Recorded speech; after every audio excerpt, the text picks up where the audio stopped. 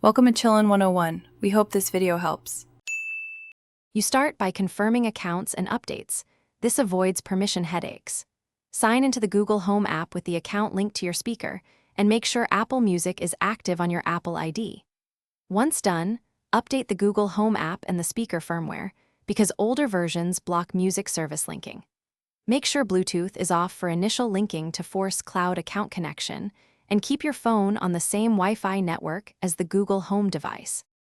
Now you'll link Apple Music. Open Google Home, tap Settings, and then Music.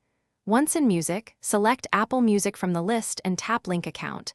This launches an authentication flow. You sign in with your Apple ID, confirm the subscription, and grant Google permission to control playback. This is why you must use the same Google account on the speaker. After granting access, assign Apple Music as your default music provider, so voice requests go to Apple Music without needing to say the service name. Finish by testing playback. Say, "Hey Google, play song on Apple Music," and listen for a quick response. If the speaker plays from another service, make Apple Music the default in settings. If it fails, check that both devices are on the same Wi-Fi and signed into the correct accounts. Mismatch causes denial of service.